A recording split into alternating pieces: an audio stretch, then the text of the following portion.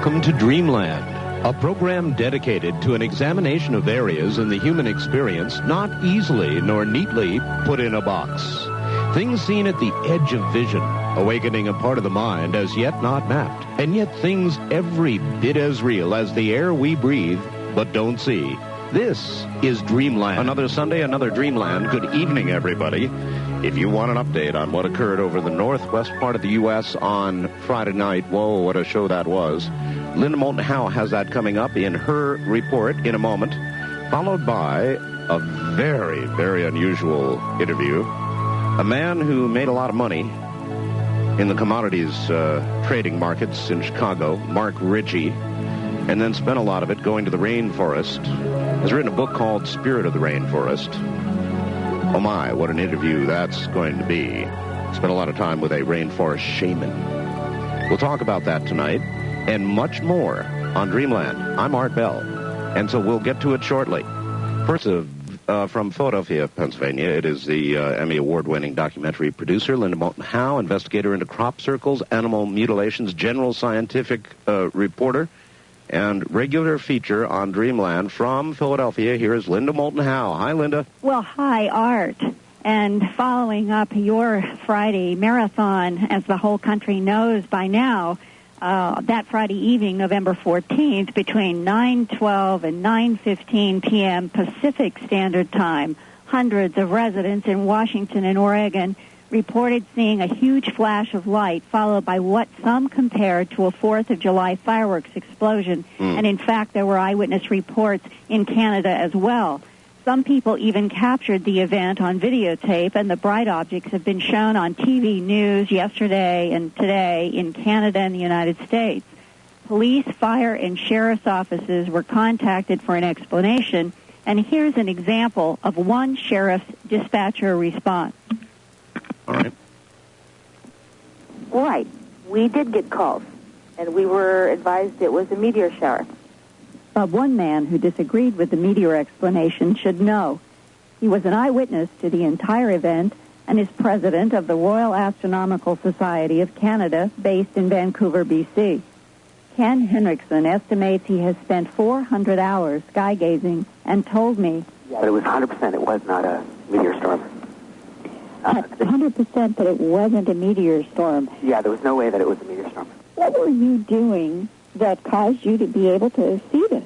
Oh, it's a beautiful night. I was out walking my dog, of all things. And I had walked away from it. I was behind a building from it. And whatever reason, the dog didn't come, so I turned around to go get him, and I looked up, and it just flashed and appeared, and then just shot straight down towards the horizon. And then it traveled about halfway down the sky, almost in a straight line down, very slowly, and then broke up about halfway. How many pieces? 36.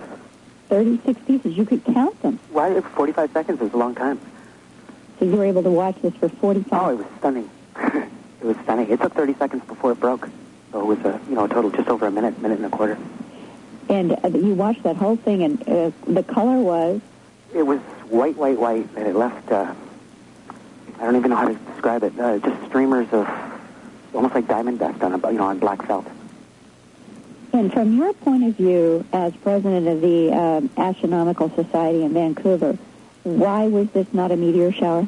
Well, one is it came in as a solid body that broke up. And I've seen bolides before, big bright bolides. This was close. This was very close, and it just didn't have that characteristic look to it. And it was traveling much too slow. Like I said, the first half took maybe 30 seconds, and the second half took about 45 seconds from the point it started to break up. It was actually decelerating as it was breaking up. There's no way that would have been a bolide. It would have been coming. To get that far into the atmosphere, it would have been coming pretty fast. It wouldn't have lasted more than 3 to 10 seconds. And what you saw with your own eyes lasted about 45 seconds falling down from the sky. Yeah, the first 30 degrees of it, the first half of it before it broke up was about 20 to 30 seconds. And then about halfway down the sky in the north, that's when it started to break up. And after the breakup, it was another 45 seconds before it made landfall. In the Vancouver area? In the Vancouver area. It missed the city by about 50 kilometers, I'd say. But it wouldn't have gotten all the way to the Idaho border? No, this was north of Vancouver. Right, and there's... Yeah, but you would have seen it for 500 miles south. Well, there's some confusing reports of red objects in formation. They saw close enough to the horizon, just the atmospheric diffraction, meaning that the air moving and the water inside the air would have been lensing the light, so you would have been getting reds and blues and all kinds of strange colors. Those red objects in formation that I mentioned to the astronomer came from a report that Peter Davenport at the UFO Reporting Center in Seattle received from Tonasket, Washington, in the Okanagan National Forest. Tonasket is almost in the center of Washington and not far from the Canadian border, east and a little south of Vancouver, not north, as the astronomer saw the debris falling. Perhaps the object seen through the lower atmosphere might have looked red to witnesses in Tonasket, or possibly there was something else moving in the sky further east. Here's what the Okanagan County Sheriff's dispatcher told me when I called. That it appeared to be, well, matter of fact, I'll read you what I have. Thank you. Unidentified red lights flying in a formation through the county in a northward direction. That's it. And you're reading from what? I'm reading from our main file list. And how many people called in with that description? I don't have that precise information. But more than half a dozen? Somewhere right at that number. And the color was definitely described as red. It says red. I also called the North American Airspace Defense Command, known as NORAD, that works with the U.S. Space Command in Colorado Springs, Colorado. Their job is to monitor, track, and catalog over 8,000 man-made objects orbiting Earth, ranging from satellites to rocket launch debris. Scott Johnson in the Public Affairs Office told me NORAD had tracked what exploded over Vancouver. An SL-12 Russian rocket body. The launch was conducted on the 12th of November. This is the spent rocket body that comes off the booster. And it orbits for a while, for a few days, and it came back in and burned up. Was NORAD tracking this Russian... Oh, yes. We monitor and track and catalog over 8,000 man-made objects in space. And how long had you been monitoring, waiting for it to come down? Well, a couple of days. We didn't know exactly when it was going to come in, of course. But, like I say, that happens so quickly sometimes. It depends on the drag coefficients and all the other things. And what was like the nature of what people said? Well, that's basically a bright object coming in and then breaking into many pieces over the city of Vancouver. Now, Seattle, of course, saw it from a distance to the north. But primarily, most of the calls have come from Vancouver. And you never got any calls further east? No calls further east. Only calls from Seattle, Vancouver, British Columbia, and Victoria, British Columbia, which is an island right off the coast there, next to Vancouver. And NORAD tracked the Russian object down to that point? That's correct, Jim. And anything that went further east is a question mark? It's a question mark. I had told Officer Johnson about the Tonasket reports, and he was puzzled. So was Marty Kellogg in Sandpoint, Idaho. Around 9:15 p.m. Friday, about the same time that the Russian rocket fell apart, she was driving with her young son when they saw 7 glowing white lights in the sky, not moving at all. Marty Kellogg. This wasn't something far away that was moving. It could have been an airplane. They were these huge lights in the sky, stationary, not moving. Were they in a line or? Yes, there was a definite formation. There were 4 on the top in a straight line, and if you draw 4 straight circles in a straight line, you have 3 spaces between those circles. Mm-hmm. And the bottom were 3, and they were in those spaces. So it was like a formation of 4 on top and 3 below, all in a line. You have these 7 bright lights, and every time I describe it, I hold my hands up, and I hold them up in a circle that's about the size of a large coffee cup saucer.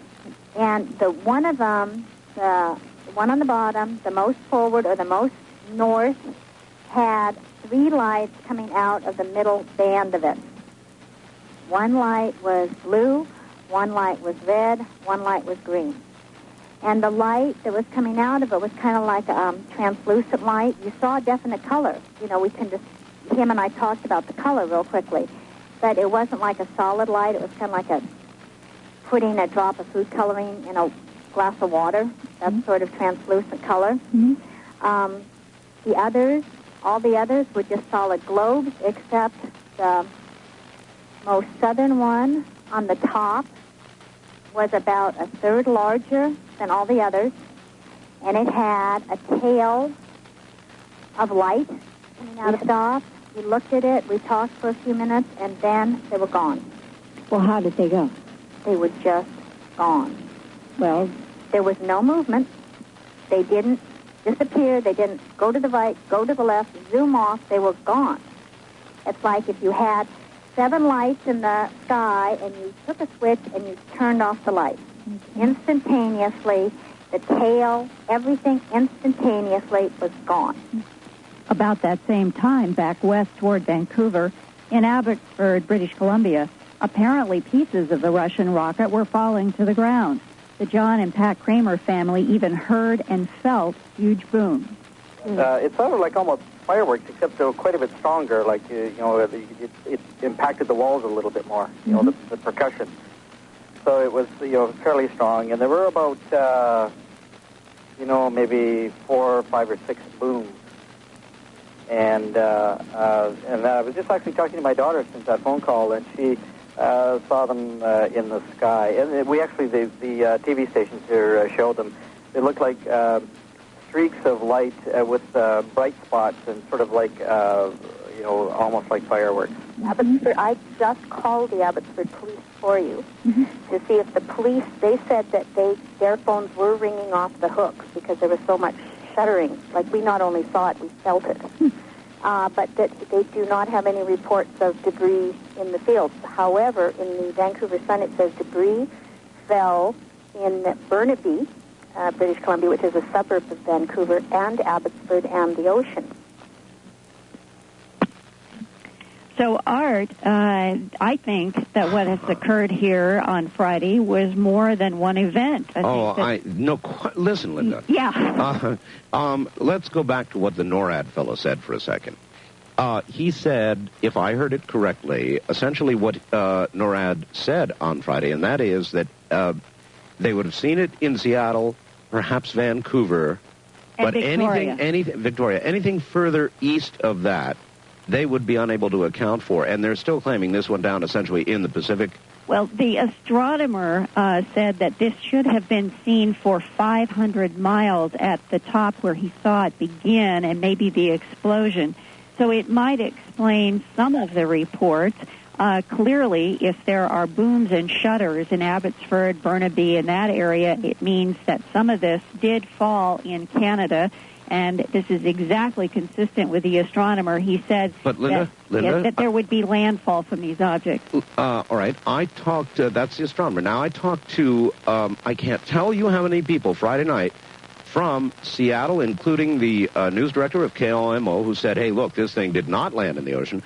I stood here and watched it pass from west to east over my head and continue east. I talked to people as far east as eastern Washington, who said they saw it going over their heads. Right, and the Vancouver Sun clearly has had somebody report that they have had material fall just exactly like the Kramers heard these booms, and I'm curious if anyone listening knows of, has any debris that has fallen. If they could contact you and me, I'd sure like to know about this. And my fax number is area code 215-491-9842. That's area code 215-491-9842. And my mailing address is Post Office Box 300 in Jameson, Pennsylvania. Zip code 18929. That's Post Office Box 300 in Jameson, PA. Zip code 18929.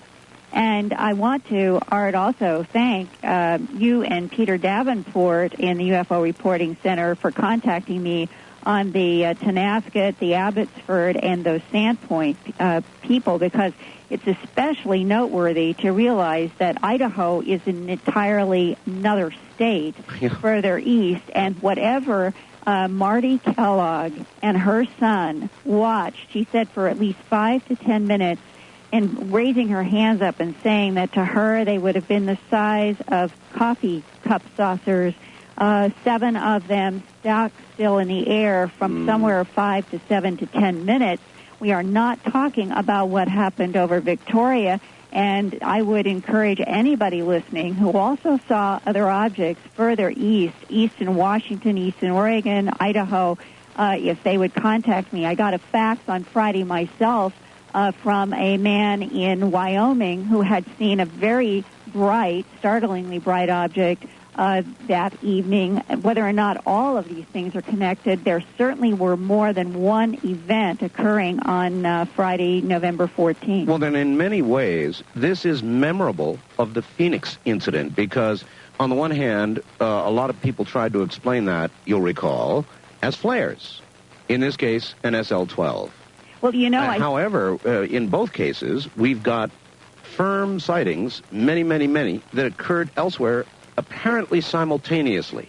Right, but I do think that we do have this Russian launch on November 12th that NORAD was tracking, and that they knew it was about to come down, this debris piece, and the astronomer who actually watched this entire event with a lot of stargazing experience and knowledge said his first reaction was, my God, the mirror is finally coming down, because he emphasized it was so slow that it was consistent with something very low in Earth orbit, that when it does begin to hit the friction of the atmosphere, it's moving slowly, it can break up spectacularly, but you don't have the speed that you have with bolides. Absolutely fascinating. I mean, truly fascinating, the whole thing. Linda, we're out of time. So if you have more, I can hold you briefly. If not, we should terminate now. No, there are 2 really important stories that I'll hold for next week. They really are important. I know what they are. I'm not going to tell. Okay. All right, Linda, thank you very much. That's Linda Moulton Howe from Philadelphia, and I don't know if that helps you put together what happened Friday, but it's got a lot of people still scratching their heads. I'm Art Bell, and this is Dreamland.